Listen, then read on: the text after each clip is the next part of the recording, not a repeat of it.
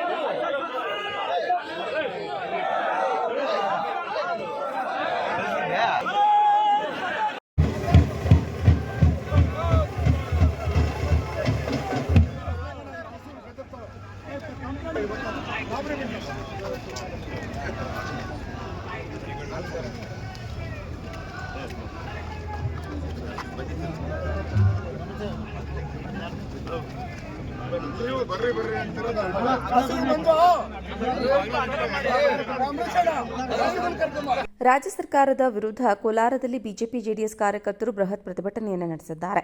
ವಿರೋಧ ಪಕ್ಷದ ನಾಯಕ ಅಶೋಕ್ ನೇತೃತ್ವದಲ್ಲಿ ಕೋಲಾರ ಜಿಲ್ಲಾಧಿಕಾರಿ ಕಚೇರಿ ಎದುರು ಬೃಹತ್ ಪ್ರತಿಭಟನೆ ನಡೆಸಿದ್ದು, ಹಾಲು, ಪೆಟ್ರೋಲ್, ಡೀಸೆಲ್ ಬೆಲೆ ಏರಿಕೆ ಮತ್ತು ವಾಲ್ಮೀಕಿ ನಿಗಮದಲ್ಲಿ ನಡೆದಿರುವ ಅಕ್ರಮ ಅವ್ಯವಹಾರವನ್ನು ವಿರೋಧಿಸಿ ಪ್ರತಿಭಟನೆ ನಡೆಸಿದ ಬಿಜೆಪಿ ಜೆಡಿಎಸ್ ಕಾರ್ಯಕರ್ತರು ಜಿಲ್ಲಾಧಿಕಾರಿ ಕಚೇರಿ ಆವರಣಕ್ಕೆ ಹಸುಗಳನ್ನು ಕರೆತಂದು ಹಾಲು ಬೆಲೆ ಏರಿಕೆ ವಿರುದ್ಧ ಆಕ್ರೋಶವನ್ನು ವ್ಯಕ್ತಪಡಿಸಿದ್ದಾರೆ.